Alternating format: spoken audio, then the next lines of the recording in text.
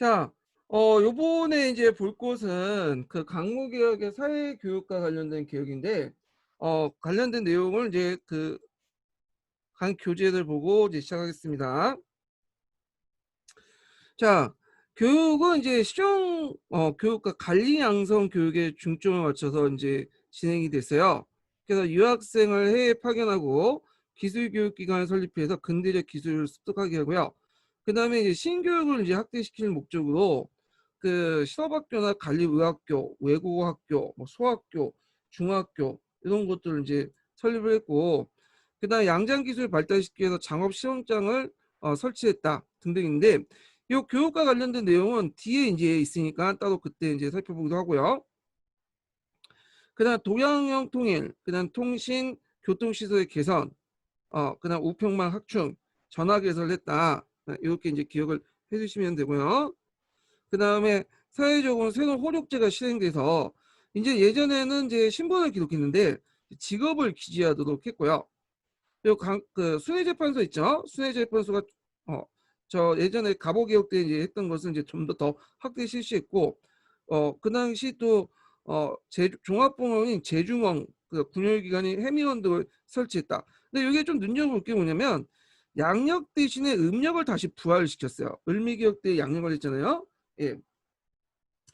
자, 그 외에도 뭐 이제 그 교통, 통신, 전기, 의료 등등의 근대 시설 확충인데, 이런 근대 시설 확충의 바탕이 됐던 이념이 그 동도서기적 이념이죠. 동도서기.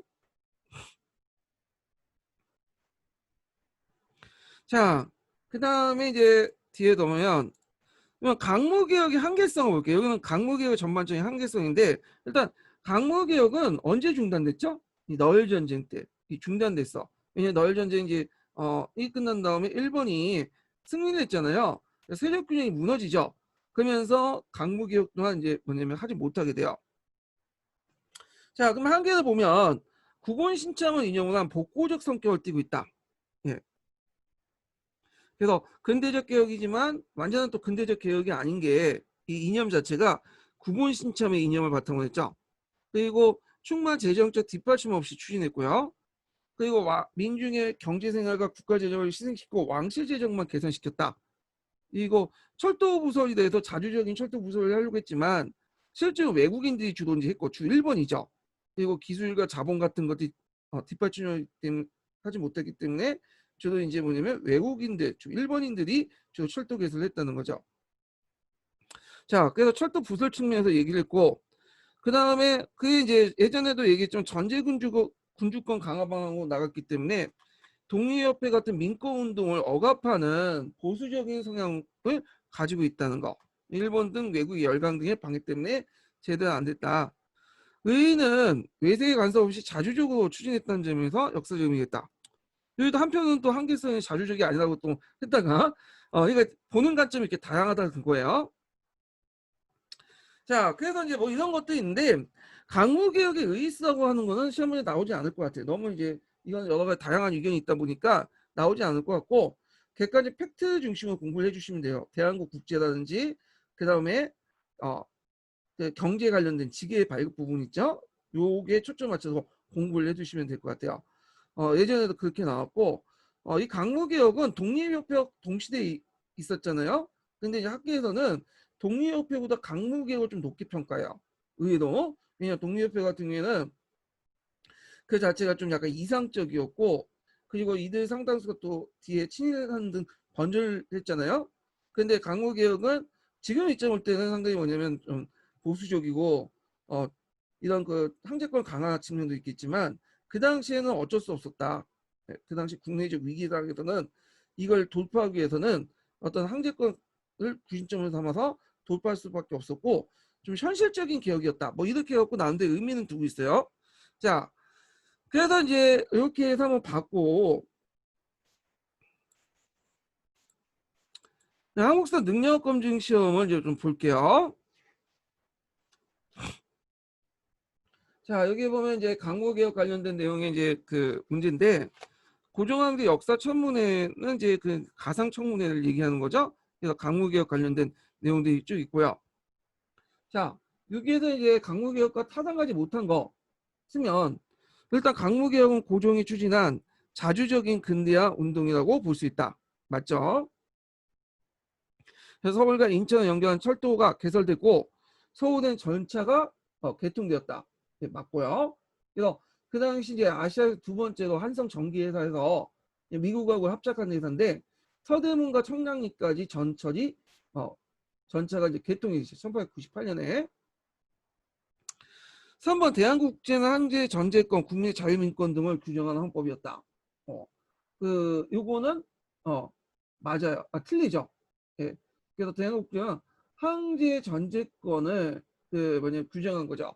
그래서 자유민권하고 관련된 규정은 헌법 아니에요. 물론 일부 민법적 요소가 있어요. 그 국민의 권리를 이제 확보한 측면이 있지만 그 생생내기고 실질적으로는 다 항제권, 정제권 관련된 주 내용이에요. 예. 오히려 자유민권을 탄압을 했죠. 이게 대표적인 게 독립협회 탄압이잖아요.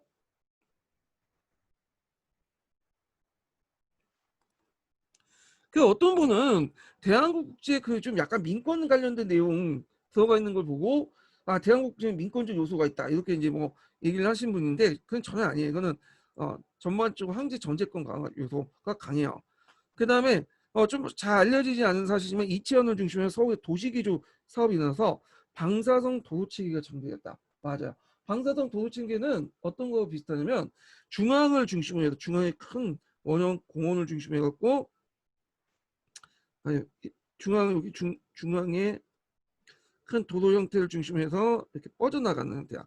파리라고 보시면 파리가 방사성 그 형태인데 중앙에 개선문이 있죠. 그리고 그 주변에 큰 강장이 있고 강장을 중심으로 해서 시가지가 뻗어나가잖아요. 이런 것들이 방사성인데 이런 식으로 이제 뭐냐면 시가지 개선을 했다고 이렇게 보시면 돼요. 자, 그 다음에 이용익이 정부의 국고구실로 한 대한천일은행을 운영을 했다. 예. 그래서 또 중앙은행 설립 준비도 했죠. 물론 준비만 하고 잘 안 됐지만 자, 그래서 답이 3번이 돼요.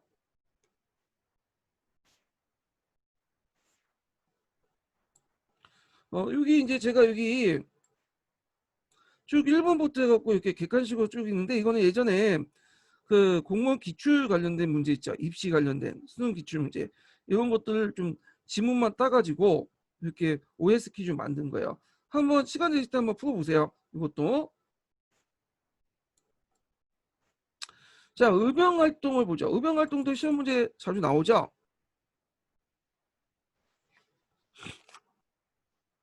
자, 의병 활동 보기 전에 먼저 이제 그 대한제국기 민중의 정황 관련된 내용을 좀 볼게요. 예. 보통 이제 의병 운동 중간 전후에서 있었던 건데 제가 그 당시 농민투쟁의 특징은 정부의 탄압을 피해서 개조직이나 기독교 같은 서양의 종교 조직을 이용을 했고요. 그래서 뭐 개나 기독교 같은 것을 신봉하는 건 아니지만 그걸 내걸어야지만 탄압이 상당히 덜하기 때문에 그렇게 했는데 대표적인 게 뭐 남학당, 그 다음에 동학당, 영학당, 할빈당 이런 것들이 있어요. 그래서 제주도에서는 남학당의 복리와 그 다음에 이재수의 난 이런 것도 있었고요. 근데 이거 뭐 그렇게 중요한 건 아니니까 이런 게 있구나 하고 넘어가시면 돼요. 이건요. 시험 문제 나왔던 것이 영학당과 할빈당인데요. 영학당과 할빈당 중심으로 볼게요. 자, 이 영학당과 할빈당은 그 대개 보면 동학교도 자녀 세력들을 중심으로 해갖고 형성된 당이에요. 그리고 을미의병과 을사의병 있죠. 그 중에 10년 동안의 공백기가 있었는데 요 공백기에 있었던 그 활동했던 단체들이죠. 예. 그래서 그 내용들 좀 보면요.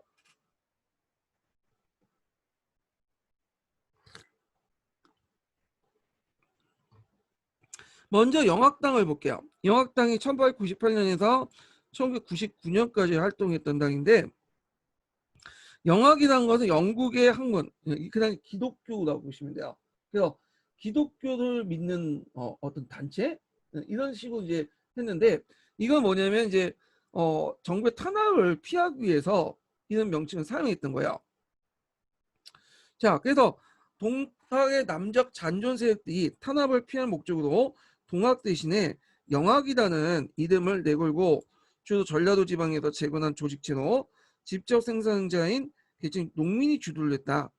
그래서 고부나 흥덕, 보구간민, 척외양 이런 것들을 이제 농민분규를 중심으로 했고, 자, 요 영악당 관련된 내용을 한번 읽어볼게요. 전반적으로 그 밑에도 있지만 일단 한번 읽고 관련된 내용을 좀 살펴보죠. 자, 주 425번을 보세요. 자, 영악당은 1898년 12월과 1899년 5월 두 차례에 거쳐서 전라남북도 일부 지역에서 봉기한 무장 조직을 말한다. 영악당은 1894년에 농민군의 자녀 세력인 정부의 탄압을 피하기 위해서 영국의 종교인 영악이라는 명칭을 썼다.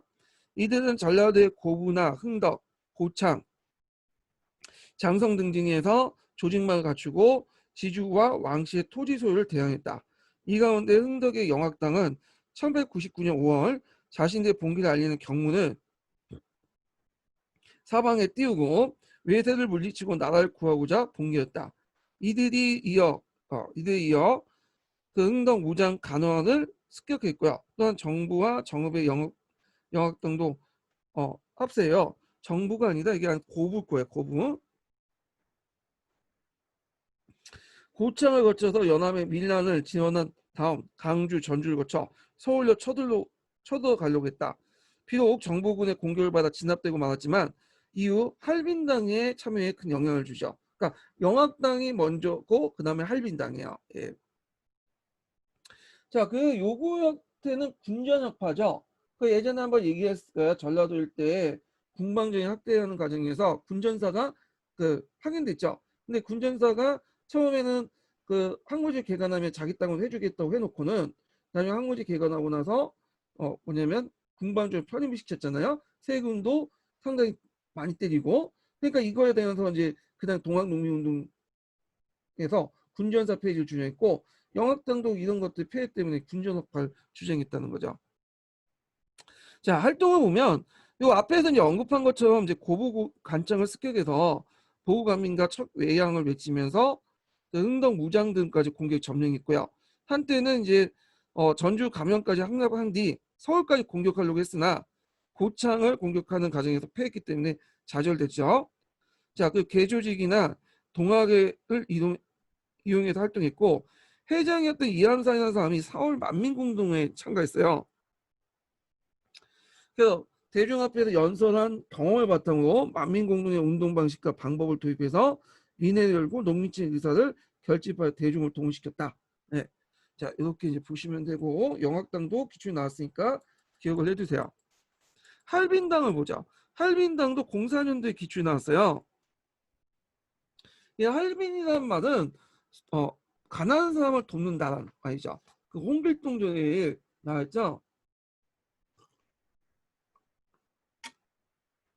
홍길동에 보면 홍길동이 우두머리가 되어가지고 이건 도적의 무리가 할빈당이잖아요.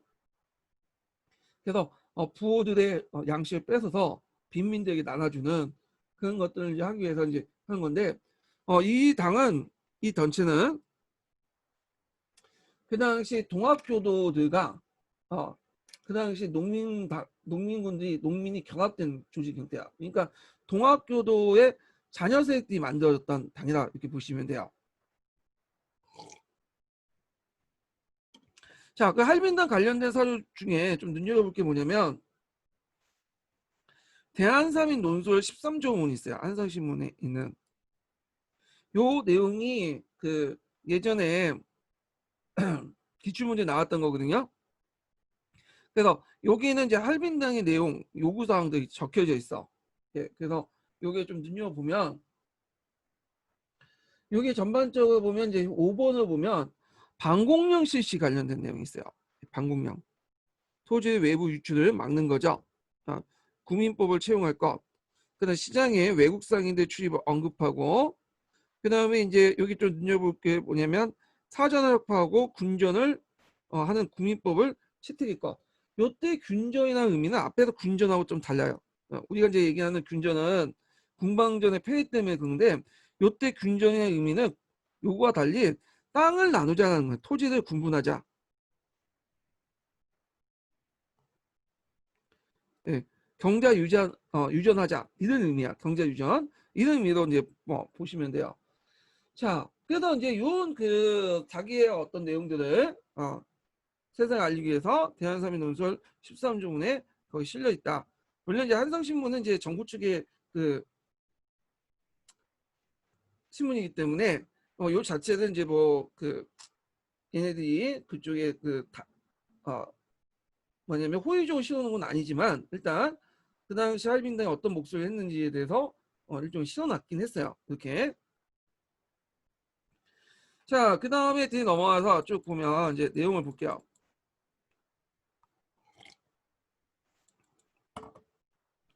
자, 구성은 1894년도 농민전쟁 또는 정기의병에 참여했던 빈농들, 영세 상인들, 유민 등으로 개화파의 정권의 경제정책과 외국, 특히 일본의 경제 침략 몰락한 계층들이었고요. 활동은 양반, 부호, 간청, 장씨, 사찰들 습격했어. 참고로 이때 사찰들이 돈이 많았어요. 돈이. 그래갖고 이제 통도사 같은 것들 습격을 했죠. 그래서 무기와 재물 악탈하고 그 중에 일부는 자기가 먹고 또 일부는 빈민들에게 전달되고 그런 식으로 활동의 정당성을 확보했다. 또 외국인에 대한 약탈 보복 행위를 하고요. 자, 한강 이남의 반침략 방봉건 이들이 이제 반침략 방봉건적 성격이 있죠. 반외세 방봉건 이런 것들은 이들이 모의 자녀 세력이기 때문이죠. 동학 농민들의 자녀 세력이기 때문에 그래요.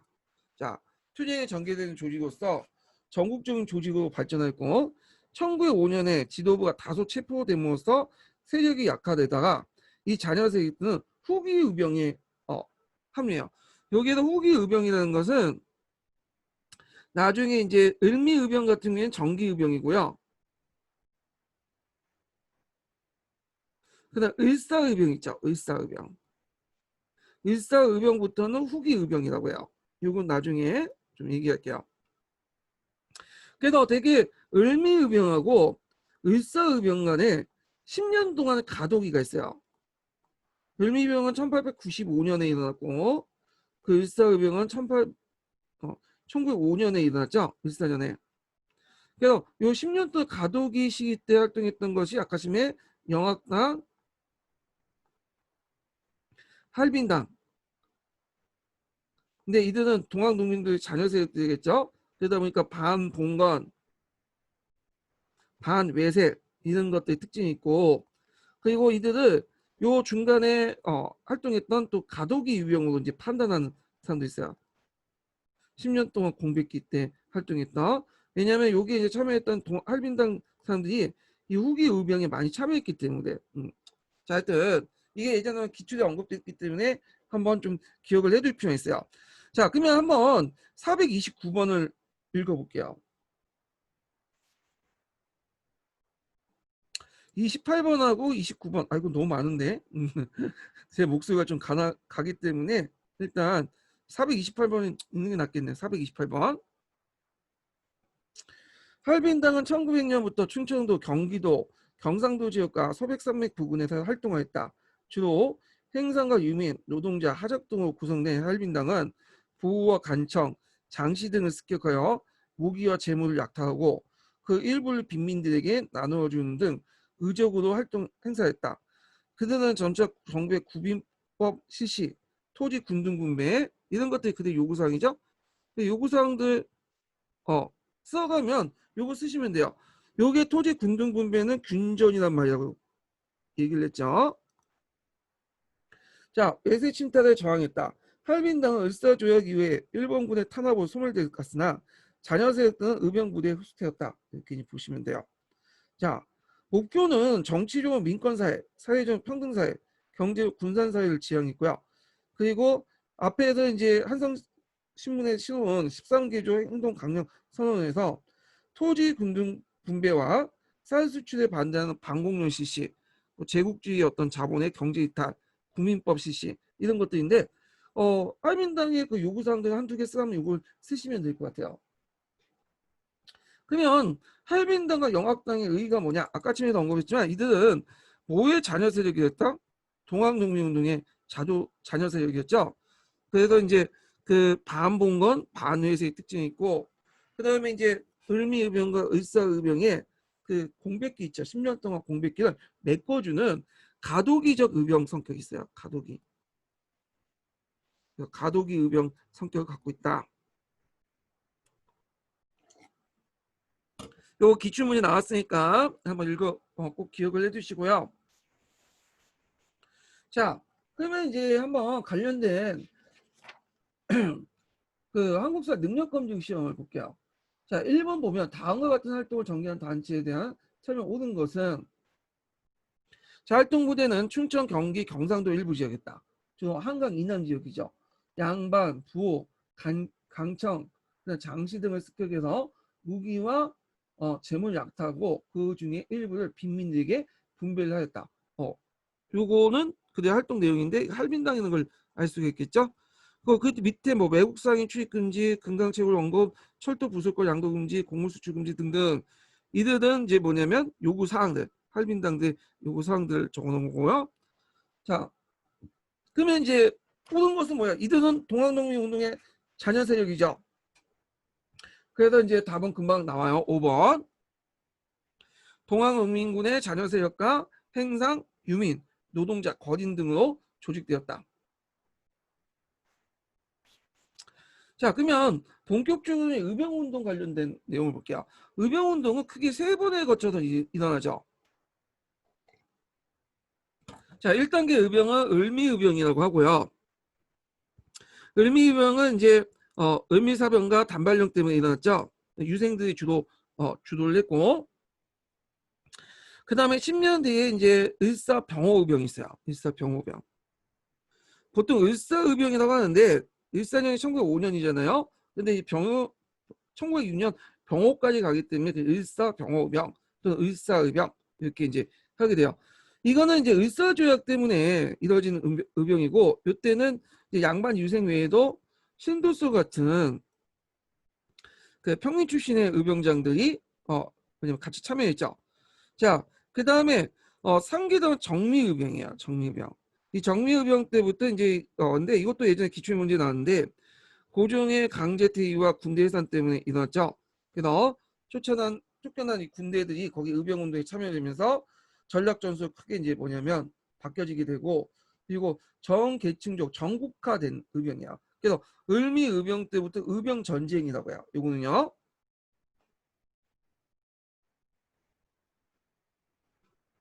자, 그러니까 이제 일자 가만히 두면 안 되겠죠. 의병을. 그래갖고 이제 1909년부터 전라도를 중심으로 남한 대토를 인하죠. 그래서 이제 이때 막 탄압을 받고 결국에는 많은 의병들이 어느 지역으로 빠져나갔어요. 만주나 연해주 지역으로 빠져나갔고요. 결국에 국내에서는 1910년대 들어가면 간신히 버티고 있다가 그 최응원이나 이 독립의군부가 발각되면서 국내 이제 의병 조직은 없어지게 되고 주 무대가 이제 연해주나 만주지구 넘어가게 돼요. 예. 자, 그래도 이제 이런 류의 의병 운동의 특징들 쭉 얘기를 해봤고요. 그러면 구체적인 내용을 이제 보죠. 자, 1895년에 일어난 을미의병이 있어요. 그 을미의병과 이제 관련된 내용들 좀 보면요. 이게 1단계 의병인데, 아이고, 얘가 왜 그러나?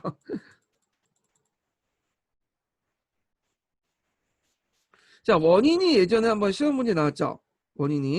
원인하고 목적이 나왔네, 목적이. 예. 자, 원인은 우리가 알다시피 을미사변하고 단발령 이런 것들이 반발 때문에 일어났다. 그러니까 을미사변이 일어나니까 이제 국수 부분 국모인 명성황후에 시한 국가적 원수의 보복 차원에서 있고 단발령은 머리 깎는 때문에 일어났죠. 을미개혁 때 머리 깎는 게 있죠. 근데 제 생각에는 을미사변보다는 단발령이 상당히 큰 뭐냐면 계기가 된 것 같아. 솔직히 그 명성황후는 그 당시 양반들이나 민중들에게 인식이 별로 안 좋았어요. 일단 그 민실파들이 추진한 개화 정책에 대해서 안 좋게 생각했고 명성황후의 그 이미지가 지금 우리가 생각하는 이미지하고 좀 약간 달라. 우리는 이제 을미사변 때 조선의 국무다 뭐 해갖고 뭐 이게 그것만 생각하는데 그 당시에 평가가 그렇게 안 좋았던 거야. 그래서 제 생각에는 을미사변은 그냥 하나의 그 명분에 불과했고 실제로 단발령이 제일 중요한 것 같다고 보시면 돼요. 왜냐면 내 머리 깎는 거는 가만히 안 두겠죠. 이건 자기가 직접적 관련돼 있으니까. 근데 그건 제 생각이고 쓰라고 하면 을미사변과 단발령 쓰셔야 돼요. 가끔 제가 얘기를 하는데 제 얘기 의견을 그냥 그걸 사실처럼 얘기하신 적는 분이 있는데 제 의견 쓰면 안 돼요. 제가 그냥 이해하라고 이제 얘기한 거고 실제 여기 이제 적어놓은 거는 이제 제가 이제 개론서에 있는 내용들을 중심으로 적어놨거든요. 예. 자, 하여튼 그 목적을 볼게요. 명성황후 복수나 그래서 국수 보복, 단발령 철폐, 친일내각과 일본 세력 구축. 이때 친일내각이라는 것은 을미개혁을 이끌었던 제4차 김홍직 내각을 얘기하죠.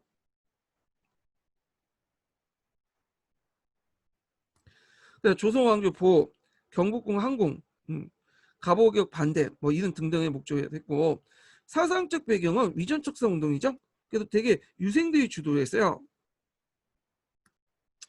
자, 그래서 거기 보면 이제 유인석, 이손, 허희 등등 척사파 유생들이 이제 했고 되게 이 사람들은 노동계열의 사람들이에요. 이학내 문화사람들 중심으로 했고 뭐 일부 농민이나 동학 농민들이 있었지만 좀 소극적으로 활동했다. 그래서 유생들을 중심으로 활동했던 위생들이었고요. 활동을 보면 존왕양의를 내걸면서 일본군과 일본 거주민들 공격하고 단발을 강요하는 친일 관리들 처단했다. 그래서 처단 대상도 수정, 정보군, 개화파 관리들, 지방관청, 일본인가 일본 군들 이렇게 있는데 예전에 이 처단 대상들이 시험문이 나왔어요. 기출에.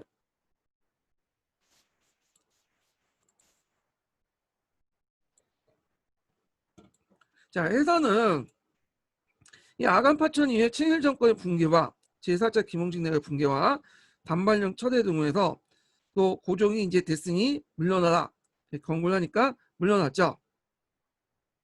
자, 성격은 존왕양의적 성격이 있고요. 존왕양의는 왕을 받들고 오랑캐를 물리치려는 논리죠. 그 다음 왕을 보필하기 때문에 근왕적 성격이 강하다. 그리고 농민들이 적극 참여하지 않고 소극적 참여하기 때문에 전투 능력이 좀 취약했고 그 다음에 여기에서는 보수파 유생들이 뭐냐면 주도했기 때문에 민중들 사이에 계급적 대립이 존재하고 있었다. 이렇게 이제 보시면 될 것 같아요. 그래서 이 보수주 유생들은 그 당시 그 전에 동학농민 운동이 있었잖아요. 여기에 대해서 별로 안 좋게 생각했어. 얘네들은. 오히려 의병 운동을 일으켜서 의병을 조직해서 요때 의병은 좀 약간 다른 의병이지만 수성군이라고 부르는 것을 조직을 해서 탄압했던 사람들이 또 이 당시 또 을미사병이나 단발령이 계기해 갖고 일어났던 거야. 예. 그러다 보니까 이제 그 안에 계급적 대립도 있을 수밖에 없겠죠. 자, 이런 계급적 대립은 의병운동 내내 쭉 가요.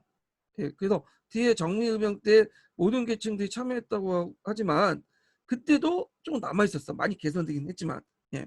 자, 그 다음에 10년 동안의 그 공백기를 거쳐갖고 을사의병, 병호의병이나 하자. 그래서 10년 동안 공백기 동안 활동했던 의병들은 의병은 좀 그러지만 가독의 의병을 좀 보면 자 하여튼 이렇게 분류할 수가 있죠. 할빈당하고 영학당 이런 색들이죠.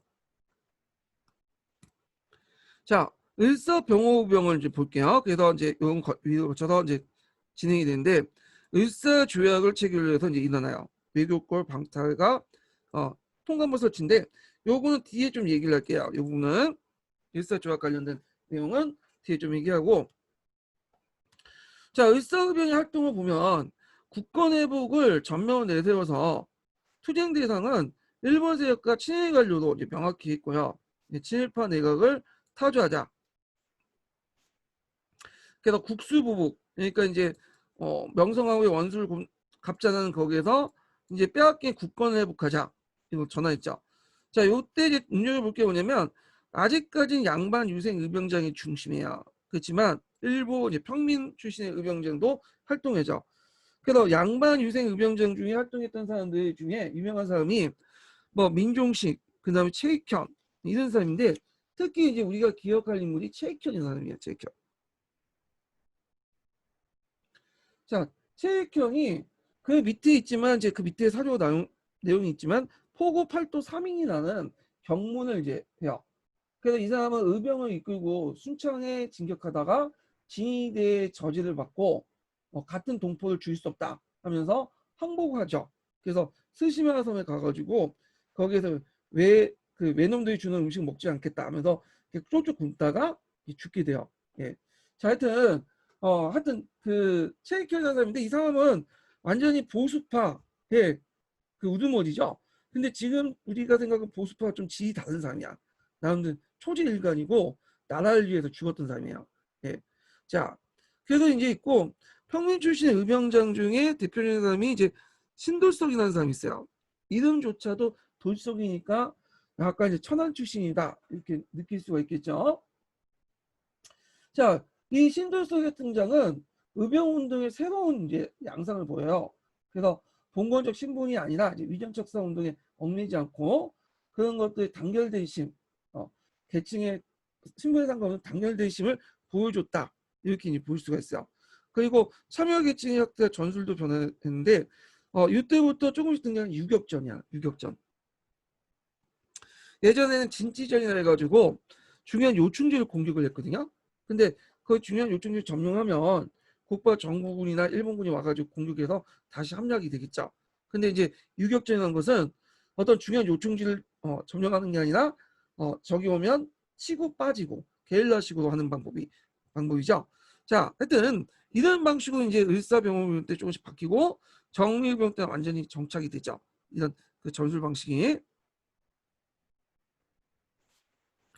자, 신돌석 관련된 내용이 441번 있으니까 한번 보시면 되고요. 이거 한번 읽어볼게요.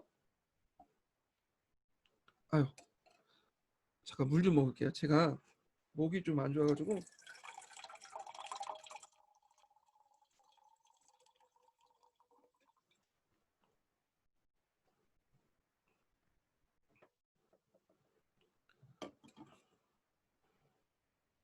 자, 신돌석은 1906년에 3월 위병에 이끄는 3월경에 의병을 익힌 평민 의병장으로 경상이나 강원도 접경에 있는 이돌산을 거점으로 평해, 울진 등지에 활동했으며 사람들은 신돌성을 태백산 홀강이라고 불렸다. 자, 의병수가 3,000명이 되었다는 거죠. 자, 그리고 저 밑에 보면 이제 이들은 태백산맥에 헌중한 산악지대를 기반으로 유격전설을 펼쳤으며 일본군과 대결했다. 자, 이 시기에 의병장들은 대부분 유학을 숭상했던 전직 관료였으나 평민 출신 의병장이 등장했다는 점에서 의병운동의 새로운 양상을 띠고 있음을 보여준다. 그러니까 앞에 있는 을사 병호의병 관련된 내용이에요. 그때 평민 출신의 의병장이 등장했다. 자, 그래서 을사병호병은 전직 관료 평민 의병장이 등장해서 민중들이 주도세요 부상이 됐고요. 물론 아직까지는 그 유생들이 주도했지만 나름대로 부상됐다는 데 의미가 있죠. 그리고 국권회복 목적 수성전에서 유격전을 전환했다. 예. 그래서 이제 유생 의병장의 인식은 보면 제국주의 침략을 소중한 의식을 파괴하고 인식하지 않고 그 제국주의 국가 하나의 국가로 인식할 만민공법, 외교의 절차 등의 수준에서 지적해서 국가의식의 맹약을 보였다. 이게 뭐냐면 예전에 을사의병을 제국주의 침략 어떻게 얘기하냐면 조선중화주의, 소중화의식으로 본 거야. 우리의 문화를 어떤 성리학적 가치를 침범했다. 오랑캐들이. 그래서 하이간이나 이런 소중화의식이 그래서 본 건데 반해서 요때부터 이제 생각이 바뀌어서 국제법, 만민공법 있죠. 이 만민공법에 따라서 우리의 주권을 침해했다. 제국주의 국가들이. 그래서 똑같은 외교적 관계에 각해서 동등한 국가들이 있었는데 당연히 만민국법을 지켜야 되겠죠. 근데 이 만민국법을 지키지 않고 왜냐하면 제국주의 국가들 우리는 공격했기 때문에 우리는 그거에 대해서 문제점을 지적한다. 그래서 나름대로 근대적 국가의식이 맹화가 보였다는 거죠. 중세적 민족주의 하이가를 탈피해서 근대 국가의 어떤 의식이 보였다. 자, 이게 있는데 요거 한번 구특에 있는 내용인데 한번 읽어볼게요. 자, 유생들도 이제는 서양 세력을 금수도만 인식하지 않았다. 그러니까 종종 하이간적 세계관에서 인식하지 않았다는 거죠. 이제는 그들은 국제법상에서 대등한 존재로서 인식했고 국제법상 어긋나는 그들의 행동을 비난하게 되었다. 그들의 침략은 단지 이단의 침략이 아닌 실제 생활에 침략이라는 것에서 면에서 비난하게 되었다. 그들은 만민공법을 무시한 침략 행위와 강산 시장의 침투, 기타 국민 생활에 직결된 여러 이원들의 침해를 문제로 삼는 것이다. 그래서 이제 더 이상 공허한 유교적 가치관을 통해서 그런 외세를 침략을 인식하지 않고 그리고 또한 양반 유생들도 국가의식의 맹화가 나타났음을 보였다. 이때 국가의식의 맹화는 근대적 국가의식의 맹화요. 어떤 하이론적인 어떤 중세적 민족주의가 아니라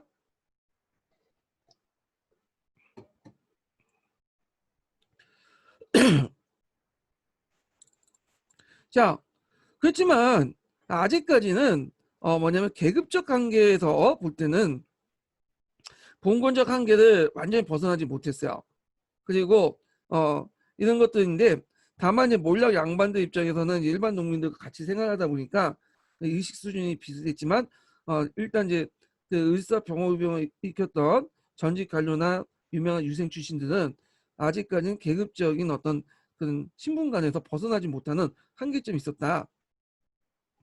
자, 그런 것들 파악을 해두시고요. 그 다음에 이제 한국사 능력검정 시험을 좀 볼게요. 자, 이거는 이제 체익형과 관련된 거야. 체익형. 자, 다음에 밑줄친 이곳에 대한 옳게 설명한 걸 보기에서 보는 것은 자, 이거는 뭐 약간 그 지도 관련된 문제는 체익형이 어디에서 죽었죠? 스시마 섬에서 죽었죠. 그래서 스시마에서 이제 이건 스시마야, 스시마. 네. 스시마 관련된 내용들 찾는 건데 한국 근현대 문제는 아닌 것 같아. 자, 그럼 한번 보면 일본은 외국의 근거지도 세종 때 이종무가 토벌했다. 맞죠? 그 다음에 통신사의 경유지도 이들이 묵던 숙소가 있었고,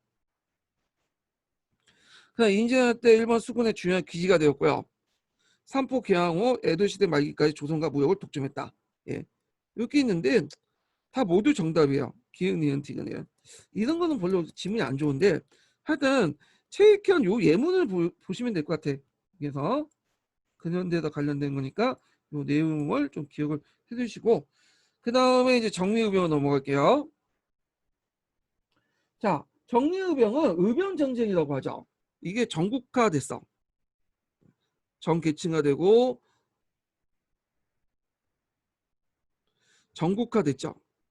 이게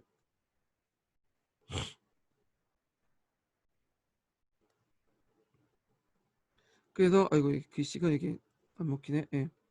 자, 정리병은 의병전쟁에 서였고 계기가 됐던 게 고종의 강제퇴위와 군대 해산이에요. 네. 그래서 요게 예전에 시험 문제 나왔거든요.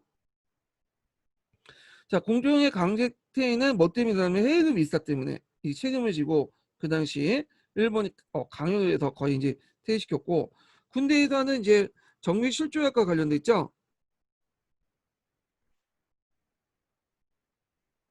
정밀실조약 자체에 있는 게 아니라 요거는 이제 부속조약이라서 비밀조약이 있어요. 그 안에 있어요. 이 군대 해상 부분이. 그래서 이제 요때 군대 해상 과정에서 이제 해상 군인들이 의병 합류를 하게 되죠. 그래서 의병대 조직과 하력이 강화돼.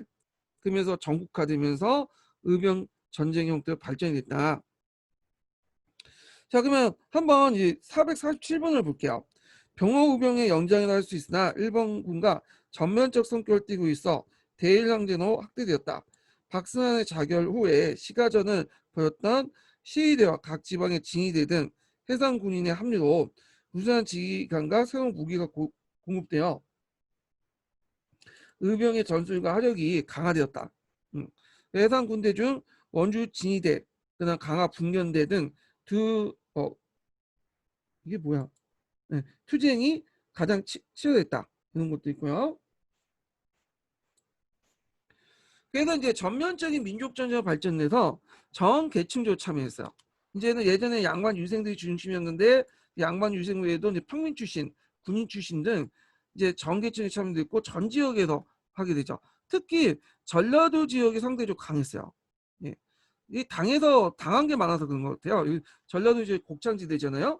그러니까 쌀 유출도 많고 이런 것들이기 때문에 이 당시 이제 한일 근거지로 상당히 뭐냐면 의병운동도 되게 강했던 곳인데 나중에 남한 토벌 작전의 주요 그 토벌 대상이 전라도 지역이죠. 예. 그래서 요거는 단순한 의병 운동이 아니라 이제 의병 전쟁으로 확대 개편된 거야. 자, 양반 유생들도 신분적 위기 질서를 요구하지 않았고, 특히 몰약 양반 출신들 그걸 요구하지 않았죠. 근데 약간 이제 그런 것들이 좀 남아 있었어요. 완전히 그냥 뭐 바뀐 건 아니었어요. 이거 좀 뒤에 좀 얘기할게요. 상대적으로 전에 의병보다 더 그랬다는 거야. 자, 그리고 쌀 수출하던 지주나 분홍가 일반 미국 상인들 상대했던 상인들까지 공격해서 자체적인 반공력을 또 실행을 했어. 국가 차원이 아니라 의병 차원에서. 그 다음에 이제 게릴라군을 유격전을 주도하기 때문에 지역 주민들과 유대가 강화될 수밖에 없겠죠. 자, 그리고 이제 양반 유생이 지휘하는 의병 운동은 반일, 반계약, 그다음 근황적 성격이 강했으나 평민지의 의병 운동은 반일 독립전쟁 성격이 강했다. 그러니까 요게 그 다양한 계층들이 참여했다 보니까 계층별로 그 주도한 그 의병장이 누구에 따라서 그 운동 그 의병 운동의 성격이 달랐다는 걸 볼 수가 있어요. 자, 그 다음에 여기에 보면 이제 활동을 보면 아까 이제 시위대장 박승환이 그 군대 해산 과정에 자결됐죠. 그래서 서울 시위대 소속 1,600명이 일본군과 시가전을 벌이다가 패했고 그 중에 일부가 의병운동에 가담을 했고요. 그다음에 지방의 진위대가 일본군과 전투를 벌인 뒤에 의병활동을 합류했고 주로 이제 숫자나 화력이 밀리다 보니까 유격전 형태를 띄게 되었다. 치고 빠지는.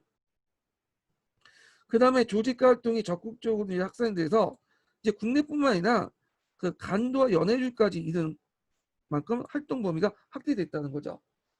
자, 서울 진공작전 볼게요. 서울 진공작전은 유생들이 있어요. 약간 이제 정리병하면 모든 계층들이 참여했다고 보지만 요건 약간 특별한 경우에 유생들이 좀 주도를 했고,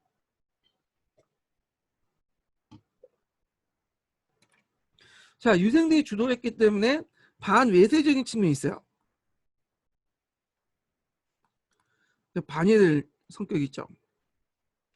그렇지만 반봉건적 성격은 별로 없었다.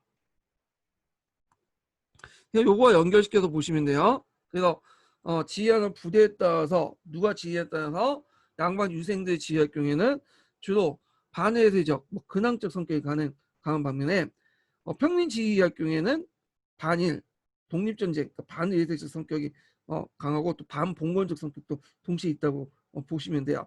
그런데 이제 여기는 유생들이 지휘했고 그리고 신돌송 같은 평민 의병장은 배제하면서 진행한 거야. 예. 좀 약간 뭐냐면 아직까지도 신분관이 좀 있었어. 신분 차별 의식이. 자, 그러면 요 서울 진공사 작전을 보면요. 자, 전국의 의병부대들이 연합해서 전선을 형성했죠. 13도 창의군을. 예. 창의라는 건 대의를 받들다. 조선 왕실을 받들다는 뜻이야. 그러니까 이 말 자체부터 근황적인 성격이 띠고 있죠. 자, 선발대가 서울 군구까지 진출했고 그때 양주까지나 그 지역까지 진출했는데 이때 이제 뭐냐면 실패했어요. 그 여러 가지 실패가 있는데 일단은 평민 의병장을 배제를 했죠. 신돌성이나 헌모드 등을 참여하겠다고 했는데 이들 배제시킨 거야. 그렇기 때문에 대중적 기반을 확보하지 못했다는 점도 있어요. 첫 번째가. 그다음 두 번째가 하력이죠. 하력이 밀렸던 거야.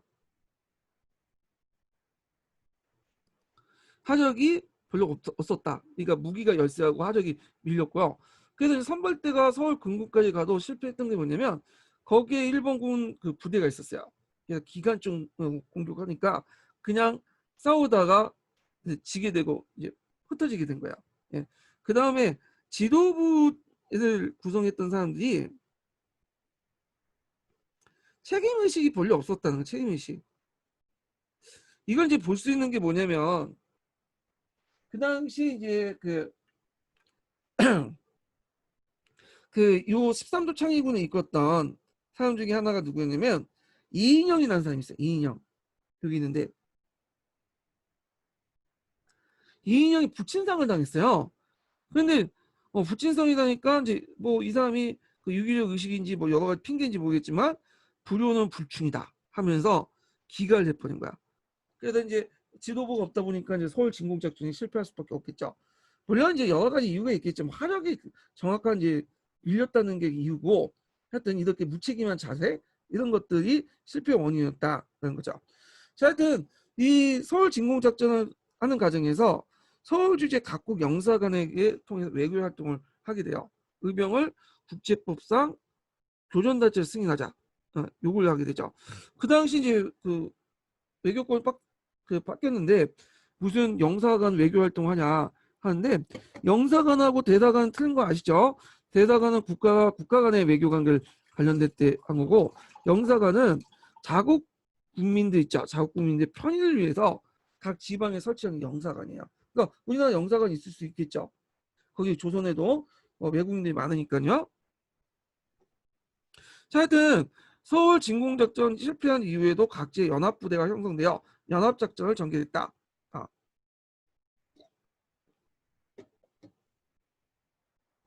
자, 그래서 이제 유생과 평민이 독자적인 소단위 부대를 지휘해서 쌀 유출 반대, 서양 상품 분배 운동, 토지 분배, 열강의 이권 탈취 저항, 그다음에 철도 파괴 등을 벌였고요. 그 다음에 이제 간도와 연해주 지역까지도 의병색이 들어와서 홍범도나 이범용 그런 사람들이 국내 진격 작전, 진공 작전을 또 도모하기도 했다. 이렇게 이제 보시면 될 것 같아요.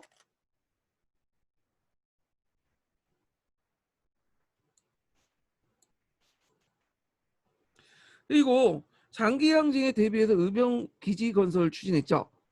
그래서 간도 연해 지역에 이동하고 지리산 해안도서 지역을 하고 하는데, 대개 보면 이제 남한 대토벌 작전을 해서 간도 연해주 지역으로 이동했다 보시면 돼요. 대부분. 자, 그러면 정유의병과 관련된 한국사 능력검증 기출을 풀기 전에 서포트지 인증번호를 좀 알려줄게요. 예. 아이고, 이게 왜 이러나 또 얘가.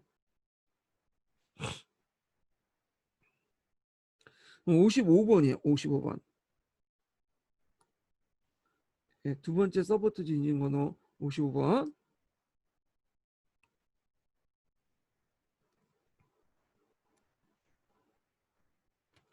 자, 한국사 능력기출 문제 풀어볼게요. 다음 시기의 의병활동에 대한 설명으로 볼 수 없는 것은, 자, 한일 의병 투쟁은 1970년이죠. 자, 1907년에 8월에 군대 해산을 계기로 새로운 전기를 맞았다. 일제나 헤이그 특사 사건을 구실로 삼아 고종을 강제 퇴위시키고 대한제국 군대마저 해산시켰다. 해산 조치에 항거하여 시위대 제1년대 제1대대장 박승환이 스스로 목숨을 끊었고, 그 박승환의 자결 소식이 전해지자 서울 신의대가 봉기했다. 자, 이어서 진의대도 봉기했죠. 그래서 그들 해산당한 군인들이 의병에 많이 가담하였다. 이게 무슨 의병이에요? 네, 정미의병이죠.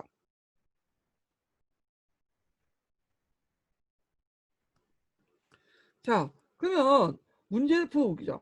평민 출신의 의병장이 다수 등장했다. 이거는 을사 의병이죠. 을사의병, 을사병호의병을 얘기하고요. 자, 그 다음에 의병 부대의 가칭 구성이 더욱 다양해졌다. 어, 어, 이거 제가 잘못했네. 평민 출신 의병장이 다수니까 다수 등장한 거니까 정미의병 맞아요. 을사병호의병은 평민의병장이 이제 일부 등장한 거죠. 이 신소수과 같이. 그 다음에 의병의 전투력이 이전 시기보다 강화되었다. 맞죠? 왜? 군대가 합류했기 때문에. 해산된 군대가 합류됐기 때문에 그런 거죠.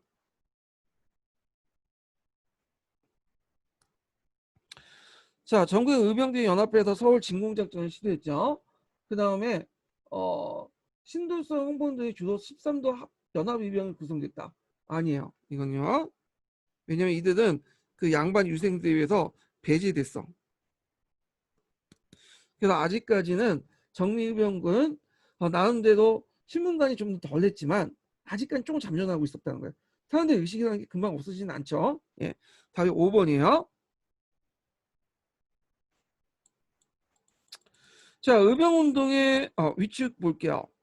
거기 위에 보면 맥킨지 보고서가 있는데 요 이병 인터뷰가 뭐냐면 교과서에 좀 많이 실려 있어요. 이거 한번 읽어보시고, 그다음 남한 대토벌 작전 예전에 시험 문제 나왔죠. 이것도 관련된 사료 한번 읽어보시고요. 자, 일본군이 이거 의병운동에 학살되니까 가만히 두면 안 되겠다. 잘못하면 일제의 어떤 한반도 통치에 문제가 생기겠다. 해서 이제 군대를 투입해서 무자비하게 진압을 하게 돼요. 요때 이제 진압 작전 명칭이 그 남한 대토벌 작전이야. 그래서 전국적으로 일어났지만 특히 전라도 지역이 많이 일어났다고 했죠. 그래서 전라도 지역을 집중적으로 공격해요. 전라도 지역 같은 경우에는 이제 그 농민 수탈이 많았고 그 당시 쌀 유출이 많았기 때문에 반일 감정이 되게 강했죠. 자, 이게 예전에 시험 문제 나왔죠. 자, 이 전라도가 집중적으로 의병이 탄압을 받는 동안 나머지 의병들은 좀 약간 숨통을 틔워가지고 이제 연해주나 그 당시 간도 지역으로 이동을 하게 돼요. 그러면서 국내 의병 운동은 약화되죠. 그래서 무장투쟁의 근거지가 그 당시 만주나 연해주 지역으로 이동을 하게 되고 1910년대 들어가면 아까 언급한 것처럼 거의 없어졌어요. 다 없어진 건 아니지만 거의 없어졌어. 그래서 뭐 독립의군부라든지 최은과 같은 사람들이 마지막 잡힘으로써 이제 한동안은 국내 무장투쟁은 거의 없다고 보시면 돼요. 예. 자, 그러면 여기에서 이제 남한 대토벌 작전 예전 시험문이 나왔기 때문에 한번 읽어보고 넘어갈게요. 자, 459번 한번 읽어보죠.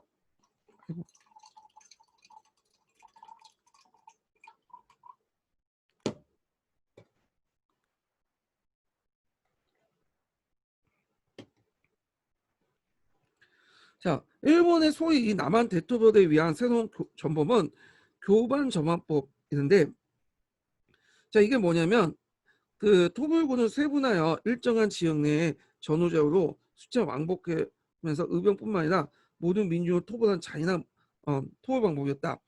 쉽게 말하면 이런 거예요. 예전에 그 우리가 이제 그 남노군들 빨갱이들 토벌할 때 비슷한 건데 되게 의병들과 그 민중들이 서로 연대 있거든요. 근데 그걸 끊어놔야 돼. 그래가지고 곳곳에 전략촌을 만들어요. 전략촌을 만들고 그리고 점점 포위를 해가지고 이제 점점 압축해 나가. 한 곳에 모는 거죠. 예. 그래서 전략촌에는 이제 주민들을 소개시키고 그리고 그 밖에 있는 것은 다 적으로 간주해갖고 죽이고 불태우고 약탈하는 방식으로 민중들하고 그 당시 의병들 관계를 끊어놓는 거야. 그러면서 이제 하나하나 진압을 하는 방식이죠. 자, 이런 방식이 이제 남한 대토벌 작전의 주요 내용이고 이런 것들은 후에 이제 뭐 국共내전 때나 아니면 우리가 이제 해방 후에 지휘상들 빨갱이들 토벌할 때도 그런 방식을 사용했던 거죠. 자, 그래서 이제 이렇게 있고 그 다음에 한일병의 의의와 한계를 볼게요. 자, 의의는 뭐 이건 교과서적인 의의예요. 그래서 집권층의 부패와 무능, 외세 침략으로 국가 민족의 위기를 처했을 때 일어난 구국운동이었고요. 민족의 강인한 저항 정신을 표출했다. 그다음 일제 식민지 체제에서는 한일 무장투쟁의 기반을 마련해요. 한일 민족운동사에 큰 줄기를 뒀다는 거. 그리고 나중에 이들이 무장 독립군으로 전환이 됐죠. 그 다음에 아이고 이게 갑자기 또 튀어나오네. 자, 20세기 초반 제국주의 시대에 있어 무장투쟁이 전개하면서 약소민족 독립운동사에 의의가 있다. 한계는 일단은 일본 정규군을 제압할 수 없었어요. 왜? 그렇게 뭐냐면 우수한 무기를 보유하지 못했다는 거죠. 보유가 아니라 우수한 무기를 보유하지 못했기 때문에 그런 거죠. 일본에는 기관총 가지고 있고 그 다음에 볼트 액션 방식을 해갖고 명치 90인가? 그 소총을 가지고 싸웠거든요. 일부 대포도 있고. 근데 우리나라는 그 의병들은 잘해봤자 하승총이야. 그러니까 상대가 안 되는 거야. 그 소총의 사거리가 유효사거리가 1000m인데 1km인데 하승총은 유효사거리가 100m에서 200m밖에 안 돼요. 싸우면 안 되죠. 거기에다 이제 맥신 기관총까지 가져가고 막 공격하니 상대가 안 됐던 거죠. 그 다음에 전반적으로 볼 때 이제 물론 그 안에서 조금씩 개선되긴 했지만 아직까지 이제 봉건적 지배 질서를 유지하는 그런 양만 유세층의 지도 노선 때문에 결속이 안 됐어요. 예. 그리고 외교권이 상실돼 국제에 고립돼 있었다. 예, 이런 것들은 이제 볼 수가 있겠죠. 자, 그래서 이제 이렇게 한번 살펴봤고 뒤 넘어가서 그냥 의사들 열사들의 항일투쟁을 볼게요. 의열투쟁이라고 하죠. 자, 그래서 이제 의사, 열사, 의열투쟁은 장렬한 투쟁이야. 개인적인 차원에서 장렬하게 투쟁을 했던 건데 뭐 의사 같은 경우에는 그 뜻을 이루는 사람들, 자기 목표를 했던 사람들 의사 붙이고, 열사는 뜻을 이루지 못했지만 그 뜻을 이루기 위한 노력했던 사람들 열사라고 하죠. 근데 이제 일부 그 일베 사이트 이런 데서는 의사 열사들 테러리스트라고 갖다 붙이더라고요. 예. 근데 그 지금의 테러리스트와 그 당시에 의사 열사들 활동은 좀 다른 거죠. 목적이 있는 거고, 그리고 지금 테러리스트는 불특정 다수를 대상화하지만 의사 열사들 활동은 특정 문제 있는 사람들을 저격을 한 거잖아요. 그래서 이걸 동일하게 놓고 보는 거는 좀 문제라고 생각해요. 예. 자, 그 다음에 이제 그 갈등 내용을 보면 그 스티븐슨이라는 사람이 있어요. 이 스티븐 사람이 우리나라 외교고문을 왔던 사람이거든요. 의사조약 이후에. 이 사람이 미국인데 이 사람이 미국에 가면서 이제 그 한국인들이 조선인들이 일본의 침략을 받고 일본의 통치를 받고 참 행복했다는 망언을 하게 돼요. 그러니까 이걸 듣고 열받은 장인환과 정몽이 이 사람을 죽였죠. 예. 이 장인환과 정몽은 재미도 없는데 성을 알지 못했던 사람이야. 그래서 원래는 처음에 따지도 갔어. 근데 스티븐슨이 그 자기 발언에 대해서 취소를 못하겠다고 하니까 둘이 열받아갖고 쌌어요. 우발적으로. 그래서 결국에는 살해를 시켰죠. 그래서 이 사람들은 법정에서 이들의 살인이 어느 정당하다 해가지고 그 한 명은 훈방됐고 직접 죽인 뭐 장인환인가 이 사람은 몇 년 살다 나왔어요. 그냥. 예. 자, 그때 이제 계기로 해가지고 미국에서 독립단체들이 결집이 됐죠. 그래서 대한인 국민회 같은 것들이 이제 만들어져요.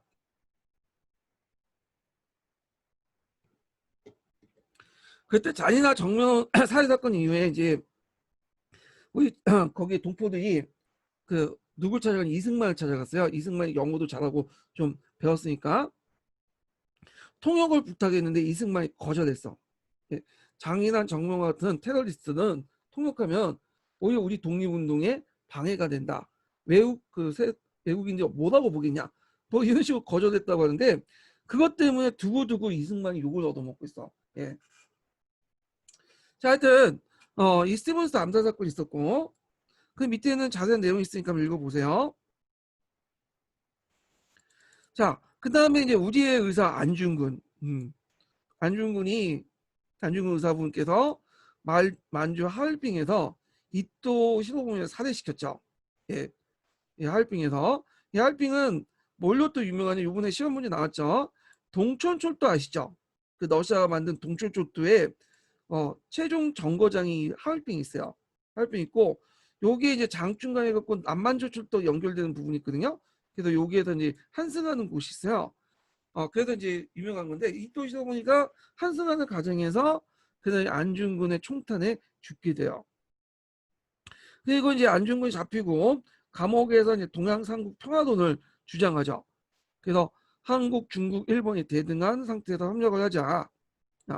그래서 이제 있는데 이건 좀 뒤에 좀 읽어보겠지만 원래 동양삼국 평화론은 그 안중근이 처음에 주장했던 게 아니라 이토가 주장했던 거야. 이토가. 그래서 서양의 외국 세력들을 막기 위해서 한국, 일본, 중국이 협력해서 그 대항하자. 자, 이때 너울 전쟁 때 그때 주장했는데 처음에는 이토를 존중했다고 해요. 근데 이제 나중에 보니까 이 이토가 이건 핑계에 불구하고 한국 침략을 가속화시키니까 앞장서니까 이제 이걸 알고 암살시킨 거지. 1909년에요. 어떤 분은 그래도 이토는 좀 강경파가 온건파였다. 아직 한국의 주권을 뺏지 않고 차후에 뺏으려고 했다. 그래서 나중에 이토가 이런 온건파가 죽었기 때문에 강경파들의 목소리가 높아져서 결국 1910년에 한국이 병탄이 됐다. 이런 식의 주장을 하신 분들이 있더라고. 예.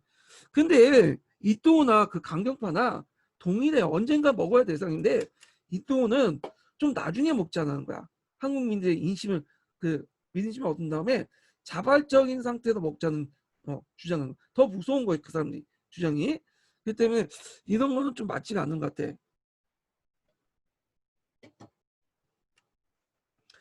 안중근이 이토를 죽이나 말든 간에 일본의 침략 식민지는 언젠가 됐었어요. 예, 그건요. 자, 그러면 동양삼국 평화동 관련된 내용 한번 읽어볼게요. 이것도 최근 15년 개정 교육 과정에 실려 있더라고요.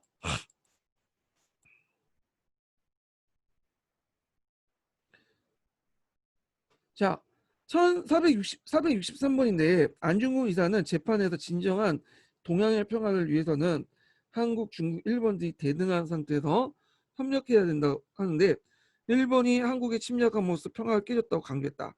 따라서 침략의 하수인 이토 시도부민을 처단하는 것은 한국의 국권과 동양의 평화를 회복하기에 정의롭고 당연한 것이라는 사실을 최우징수가 옥중 기록에서 그러니까 옥중에서 기록된 사실을 통해 당당히 밝혔다. 그래서 여기에서 주요 내용을 보면 이제 공동화폐 같은 것들을 만들고 그 다음에 유순 있죠. 유순이나 대전 같은 것들을 공동으로 이용하자 항구들 이런 내용도 있어요. 동양삼국 평화론 내용에. 그래서 지금 15년 개정교과서나 12년 개정교과서 있으니까 한번 찾아보세요. 관련된 내용을.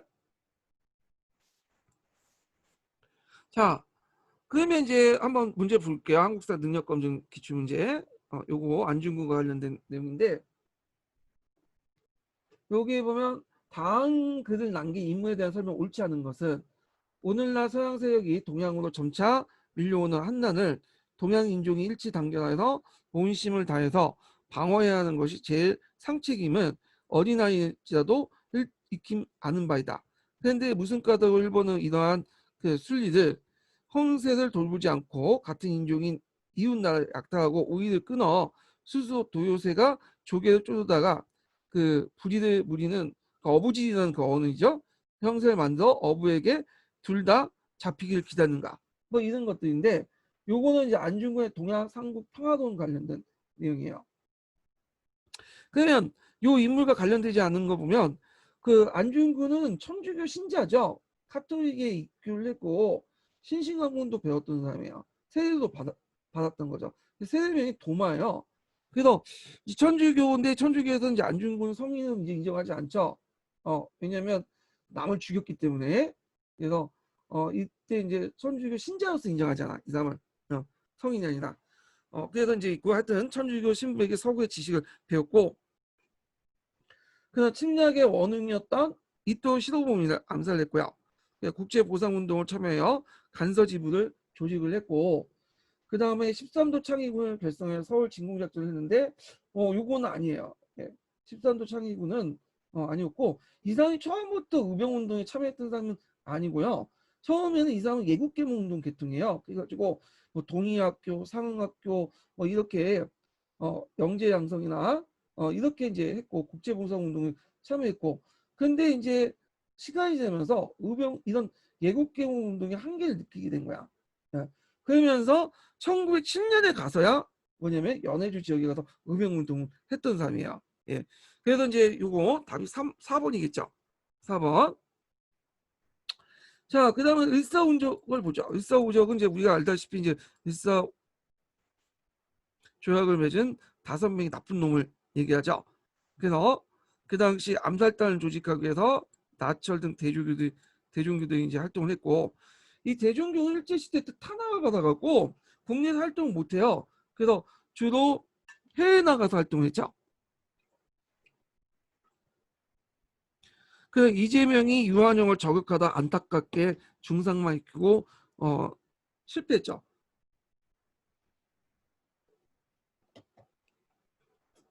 그때 이재명의 나이가 23살인가 그럴 거예요. 23살.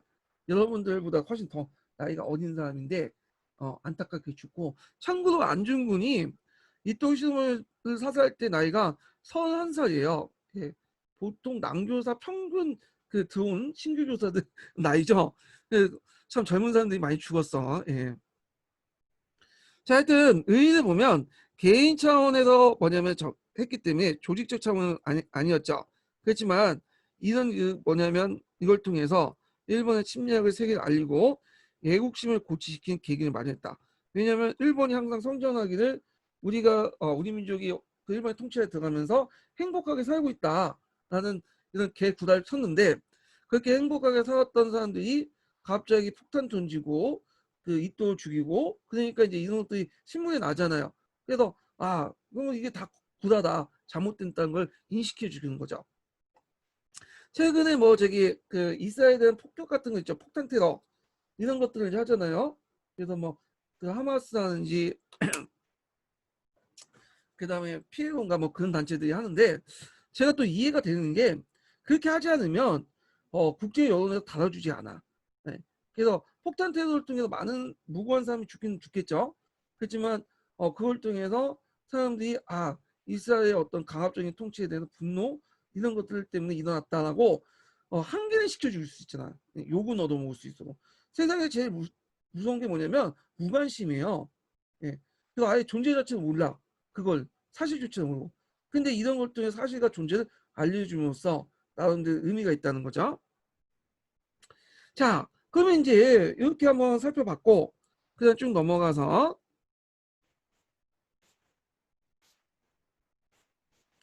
자 예국계몽 운동을 볼게요. 예국계몽 운동. 이 예국계몽 운동은 교과서에는 많이 나오고 수능에는 많이 나오는데 의외로 그 인구 문제는 거의 안 나와요. 그 예전에 한 번 나왔나? 지금까지 이제 사회 지성과 관련돼서만 딱 한 문제 나왔어. 많이 나올 가능성이 많은데. 자, 예국 개몽 운동은 크게 이제 뭐냐면 무적이 아니라 교육이나 실력 양성을 통해서 뭐냐면 우리나라 국권이나 이런 것들 찾자. 그런 것들 예국 개몽 운동이죠. 자, 예국 개몽 운동의 흐름을 좀 보면 개혁 자강 운동에서 출발하죠. 개혁파 뭐 독립협회 이렇게 있는데 이 독립협회 중에 많은 사람들이 예국 개몽 운동에 참여하게 돼요. 그래서 보안회부터 예국 개몽 운동이라고 부르죠. 그래서 입헌 전체를 수립을 한 입헌 군주를 수립한 운동이었고 을사 전화 조약 이후에 이제 실력 양성과 자강 운동으로 전환이 돼요.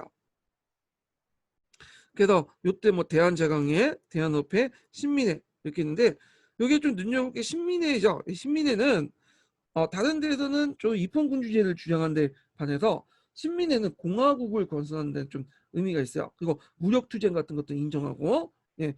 그래서 다른 예국개몽운동단체와 좀 다른 측면이 있죠. 보통 이렇게 예국개몽운동은 요게 한정돼 있지만 보통 이제 나눌 때 이 예국개몽운동을 요거 외에도 일사조약 후에 실력 양성이나 자강운동을 펼쳤던 대한제강회, 대한협회, 신민회도 다 예국개몽운동 계열에 묶어가지고 분류를 해놔요. 교과서나 그렇게. 그러니까 같이 묶어서 생각하시면 될 것 같아요. 이거는요.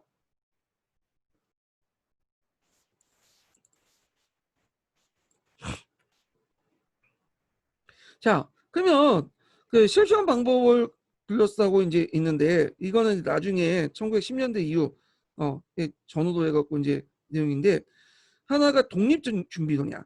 독립준비론은 뭐냐? 실력을 먼저 키운 다음에 우리가 주권을 회복하고 독립을 달성하자. 그래서 선실력 후 독립. 대개에 보면 예국개몽운동 계열들은 이걸 주장하죠. 그리고 뒤에 이제 나오는 이게 또 뭐야?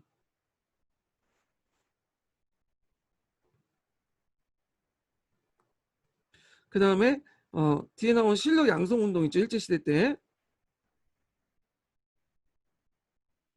이 사람들도 이런 걸 주장해요. 그래서 그 당시 이런 것들은 독립중재 실력을 양성한 후에 독립을 달성하는데 그 당시 일본의 지배를 현실적으로 인정하고 통관정책을 긍정적으로 인식하고 그들로부터 지배를 받고 통제를 받지만 나름대로 힘을 키운 다음에 독립을 하자. 이런 논리가 독립준비론이고요. 절대 독립은 뭐냐면 먼저 독립을 한 다음에 실력을 양성해야 된다. 이런 선독립 후 실력 양성론이죠. 그래서 이들의 주장은 이제 뭐 계몽이라든지 교육 외에도 뭘 강조하면 일본과 독립전쟁을 해야 된다. 독립전쟁론을 제기하게 돼요. 이건 좀 뒤에 설명할게요. 이 부분은. 그래서 대표적인 단체가 신민회야. 신민회.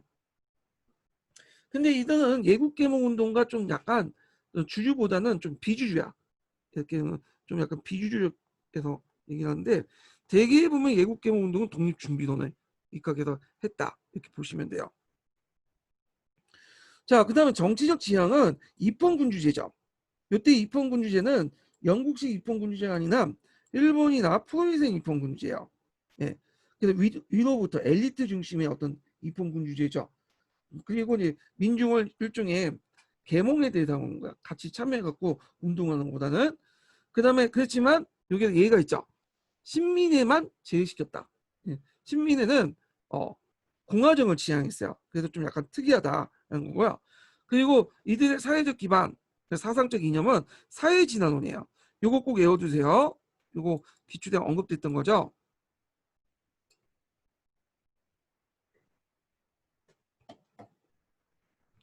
자, 사회진화론은 강자의 논리에서 시작됐지만 약자가 강자가 되기 위한 이론을 변화시키면서 실력 양성을 위한 국권회복 논리, 민중을 우민우파하고 계몽 대상을 인식했다는 거. 그래서 이 사회진화를 통해서 제국주의 침략을 용인하고 그리고 우리도 힘이 없기 때문에 당하다. 그래서 제국주의 침략이 공격받는 것은 제국주의 침략 국가 일본의 책임이 아니라 우리의 책임이다. 우리가 능력을 키운 다음에 일본의 보호 능력 키운 다음에 나중에 국권을 회복하고 독립을 하자. 뭐 이딴 식의 논리가 이제 사회진화론이죠. 그래서 제국주의 논리를 그대로 받아들였어요. 이게 좀 한계가 있죠. 그래서 잠깐 한번 읽어보면 그래서 470번을 볼게요. 그리고 1880년, 90년대 유길준, 윤치호, 박영호, 서재필 등의 유학생과 동유럽배를 중심으로 일부 지식인들은 일본, 중국, 미국을 통해서 사회진화론에 대한 일정한 이해가 수용되었지만 사회진화론이 널리 알려지고 논의되기 시작한 건 1900년대 이로서였다. 그래서 지식인들은 주로 양계추의 응방 신문지 이거 예전에 기출에 언급해 나왔던 거죠. 자, 하여튼 통해서 스펜서의 사회진화론을 소개받았다. 자, 문호개방 이후에 사회진화론을 약육강식의 국제사회에 부합한 사회사상을 인식하였고 국가 간의 생존 경쟁이 치열하게 전개된 상황에서 살아남기 위해서 실력 양성이 급하게 주장했다. 예. 그리고 이들은 이제 그 어떤 실력 양성, 교육이나 경제 개발 이런 것들 했기 때문에 의병에 대해서 비판을 했어요. 의병은 이제 무식한 놈들이다. 야만적이다. 너희들 농사를 지어라. 이렇게 했고 장기적인 실력 양성을 통해 점진적 국권 회복을 하려고 했다. 그래서 그렇지만 예외적인 게 있죠. 신민회는 무력 활동 인정했죠. 자, 그래서 472번을 볼게요. 자, 약육강식 침략전쟁의 국제사회 실력의 부족으로 상실된 국권의 회복은 그 당시 실력의 양성만으로 가능하다는 실력 양성에 의한 국권 회복 논리다. 그것은 타적에 의존하고 외국 독립을 부정하고 우리나라 독립은 우리 자력으로 해야 하는 자력에 의한 자각 독립론이며 의병투쟁처럼 실력을 갖추지 않는 무장투쟁 노선은 무모하다고 비판하고 장기적인 실력 양성을 통해서 국권을 회복하던 점진적 자각 독립은 스스로 우리의 힘을 통해서 하자. 그러니까 종전의 강무 정권처럼 외세를 끌어다가 서로 뭐냐면 견제하는 방식의 운동이 아니라 수수하자. 뭐 이런 식으로 하는 거죠. 자, 그래서 이제 이런 내용들 기억을 해두시면 될 것 같아요. 그 다음에 뭐 일본의 문명개혁이나 양계초 사상에 영향을 받았다. 자, 요 밑에 뭐 국민개몽운동, 그들 진행했던 운동이죠. 교육 구국운동, 뭐 정치 구국운동 이런 운동들이 쭉 있었다. 자, 거기 예국개몽의 인식과 평가는 각자 읽어보세요. 그 주요 내용이 뭐냐면 예국개몽 운동은 부적절하다. 의병 정쟁을 배제하고 계몽 운동만 예국이면 그러면 그 거꾸로 이게 의병 전쟁은 예국은 아니었냐? 뭐 이런 식의 논리가 나올 수가 있죠. 그 예국의 대상은 그다음 대한제국이기 때문에 민중의 정기한 강범위한 다양한 운동을 또 은폐할 내용이 있다. 그래서 예국 운동, 계몽 운동이 부적절하다는 평가와 함께 대체할 수 있는 용어로서 뭐 계몽 운동, 문화 운동, 문화 계몽 운동 뭐 등등을 제시하고 있어요. 이 푸셈에 있는 내용인데 한번 읽어보시고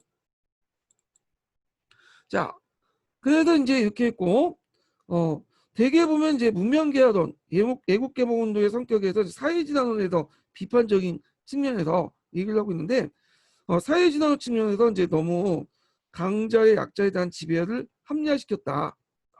그래서 정치투쟁이나 무장투쟁을 포기했다. 의병전쟁에 적대적 태도를 칭했고 제국주의 식민지 지배의 불가피성을 받아들이면서 일본의 지도에 문명화될 수 있다고 이렇게 생각을 했다. 근데 물론 그 예외적인 게 있죠. 신민회 같은 경우에는 독립전쟁 노선을 채택하고 독립군 기지의 운동을 발전시켰지만 대부분은 그렇다는 거예요. 대부분은. 예. 그러면 구체적인 예국개몽운동 단체의 활동 내용은 좀 쉬었다가 진행을 할게요.